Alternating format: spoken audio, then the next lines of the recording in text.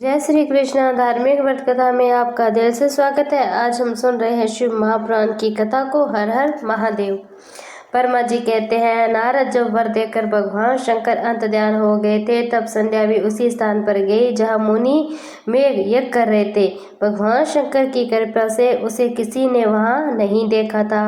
उसे उस तेज सभी ब्रह्मचारी को याद करके जिसके लिए तपस्या की विधि का उपदेश दिया, महामुनि पूर्व काल में महर्षि वशिष्ठ मुझे परम श्रेष्ठ आज्ञा से 31वें ब्रह्मचारी का वेश धारण करके उस तपस्या करने के लिए उपयोगी नियम का उपदेश दिया था। संध्या अपने को तपस्या को उपदेश देने वाले उन्हीं ब्रह्मचारी ब्राह्मण वशिष्ठ को पति के रूप में मन में रखकर उस महायज्ञ में समा गई थी। उस समय भगवान शंकर की कृपा से उसे नहीं देखा। ब्रह्मा जी वह पुत्री बड़े हर्ष के साथ में उस अग्नि में समा गई और उसका शरीर तत्काल ही धधक गया। अलक्षित गंध सब ओर फैल गई थी। अग्नि भगवान शंकर की आज्ञा पाकर उस सुवर्ण जैसे शरीर को जलाकर शुद्ध करके पुण्य सूर्य मंडल में पहुंचा दिया। तब सूर्य ने पितरों और देवताओं की तृप्ति के लिए उसे 2 भागों में विभक्त करके अपने रथ में स्थापित कर दिया था। उसके शरीर का ऊपरी भाग प्रातः संध्या हुआ, जो दिन और रात के बीच में पड़ने वाली आदि संध्या, तथा उसके शरीर का शेष भाग साय संध्या हुआ, जो दिन और रात के मध्य में होने वाली अंतिम संध्या। साय संध्या सदा पितरों को प्रसन्नता प्रदान करने वाली होती है। सूर्योदय से पहले जब अरुणोदय हो, प्राची के सतीश में लाली छा जाए, तब प्रातः संध्या प्रकट होती है, जो देवताओं को प्रसन्न करने वाली मानी जाती है। जब लाल कमल के समान सूर्य अस्त हो जाते हैं, उसी समय सदा साय संध्या का उदय होता है, जो पितरों को आनंद प्रदान करने वाली होती है। परम दयालु भगवान शिव उनके मन सहित प्राणियों को दिव्य शरीर से युद्ध देहधारी बना दिया। जब मुनि के यज्ञ की समाप्ति का अवसर आया, तो तब वह अग्नि के ज्वाला में महर्षि मेघ तपाए हुए सुवर्ण सी क्रांति वाली पुत्री के रूप में प्राप्त हुई। मुनि अपने के साथ उस समय उस पुत्री को ग्रहण किया। मुनि उन्होंने यज्ञ के लिए नहलाकर अपनी गोद में बिठा लिया। शिष्यों से घिरे हुए महामुनि मेघ वह बड़ा ही आनंद प्राप्त हुआ। उन्होंने उनका नाम अरुंधति रख दिया। वह किसी भी कारण से धर्म का विरोध नहीं करती थी, अतः उसी गुण के कारण उसने असमय ही त्रिभुवन विख्यात नाम से प्राप्त कर लिया। देवेश यज्ञ को समाप्त करके कृतकृत्य हो मुनि पुत्री की प्राप्ति होने से बहुत प्रसन्न है। अपने शिष्यों के साथ आश्रम में रहकर सदा उसी का लालन पालन करते थे।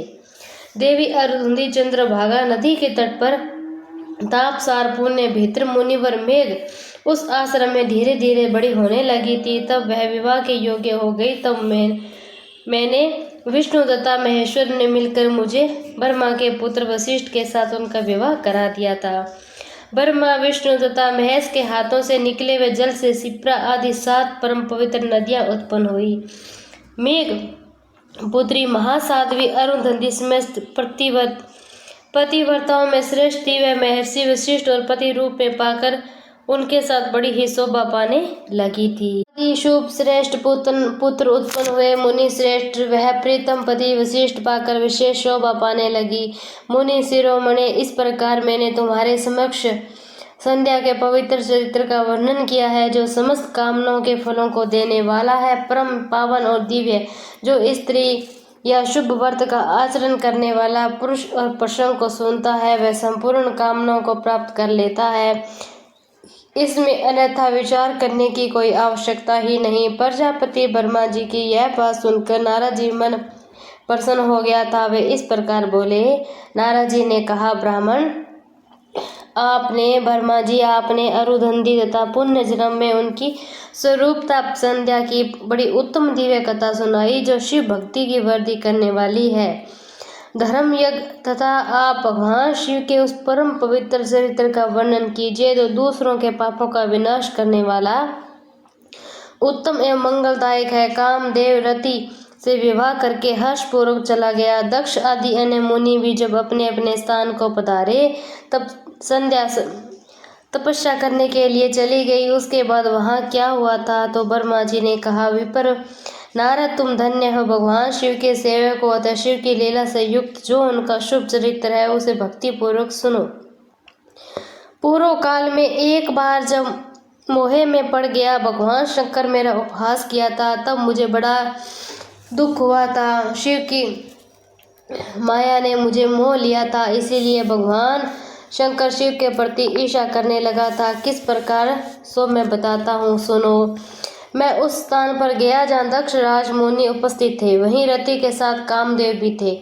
नारद, उस समय मैंने बड़ी प्रसन्नता के साथ दक्ष तथा दूसरे पुत्रों को संबोधित करके वार्तालाप आरंभ की। उस समय वार्तालाप के समय मैं शिव की माया से पूर्णतः मोहित था। अतः मैंने कहा, तुम्हें ऐसा प्रयत्न करना चाहिए कि जिससे महादेव जी किसी कमनीय क्रांति वाली स्त्री का परिग्रह। इसके बाद मैंने भगवान शिव को मोहित करने का भार रति सहित कामदेव को सौंप दिया। कामदेव को मेरी आज्ञा मानकर कहा, सुंदरी स्त्री ही मेरा अस्त्र है तथा शिव जी को मोहित करने के लिए किसी नारी की सृष्टि कीजिए। यह सुनकर मैं चिंता में पड़ गया, लंबी सांस खींचने लगा, जैसे मेरे उस निश्वास से राशि राशि पुरुषों और विभुक्त बसंत का भाव उत्पन्न होने लगा। बसंत और मलय यानी ये दोनों मदन के सहायक हुए। इनके साथ जानकर कामदेव व्यामदेव मोहन की बारंबार चेष्टा की, परंतु उस सफलता नहीं मिली थी। जब वह निराश होकर लौट आया, तब उसकी बात सुनकर मुझे बड़ा दुख हुआ था। उस समय मेरे मुख से जो निश्वास वायु चल रही थी, उससे मरण उपरांत उत्पत्ति हुई। जैसे मदन की सहायता के लिए आदेश देकर मैंने पुण्य उन सबको शिव जी के पास भेजा, परंतु महान प्रयत्न करने पर भी भगवान शिव को मोह में न डाल सका। काम से परिवार लौटकर वापस आया और मुझे प्रणाम करके अपने स्थान को चला गया। उसके चले जाने पर मैं मन ही मन सोचने लगा, निर्विकार मन को वश में रखने वाले योग भगवान शंकर किसी स्त्री को अपनी अर्धांगिनी बनाना कैसे स्वीकार करेंगे। यही सोचते सोचते मैंने भक्ति भाव से उन भगवान श्री हरि को याद किया, जो साक्षात शिव रूप तथा मेरे शरीर के जन्मदाता है। मैंने दीन वचनों से युक्त शुभ स्तोत्र द्वारा उनकी स्तुति को सुनकर भगवान श्री ही मेरे सामने प्रकट हो गए थे। उनके 4 भुजाओं शोभा पा रही थी, नेत्र कमल के समान सुंदर थे। उन्होंने हाथों में शंख चक्र गदा और पद्म ले रखे थे। उनके श्याम शरीर पर पीताम्बरी की बड़ी शोभा हो रही थी। भगवान श्री हरि भक्त प्रिय है, अपने भक्त उन्हें बहुत प्यारे और सबके उत्तम शरणदाता हरि श्री हरि को उस रूप में देखकर मेरे नेत्रों से प्रेम अश्रुओं की धारा बह चली थी और मैं गदगद कंठ से बारंबार उनको प्रणाम करने लगा था। मेरे उस वाक्य को सुनकर अपने भक्तों के दुख को दूर करने वाले भगवान विष्णु बहुत प्रसन्न हुए। शरण में आए हुए मुझ ब्रह्मा से बोले, महाप्रयाग विधात लोक श्रेष्ठ ब्रह्मा जी, तुम धन्य हो। तुमने किस लिए आज मुझे याद किया है? किस नियम से यह स्तुति की जा रही है? तुम पर कौन सा महान दुख आ पड़ा, उसे मेरे सामने इस समय कहो, मैं सारा दुख मिटा दूंगा। इस विषय में कोई संदेह नहीं, अन्यथा विचार नहीं करना चाहिए। तब ब्रह्मा जी ने सारा प्रसंग सुनाकर कहा, केशव, यदि भगवान शिव किसी तरह पत्नी को ग्रहण कर ले, मैं सुखी हो जाऊंगा, मेरे अंतःकरण का सारा दुख दूर हो जाएगा। इसलिए मैं आपकी शरण में आया हूँ। हर हर महादेव।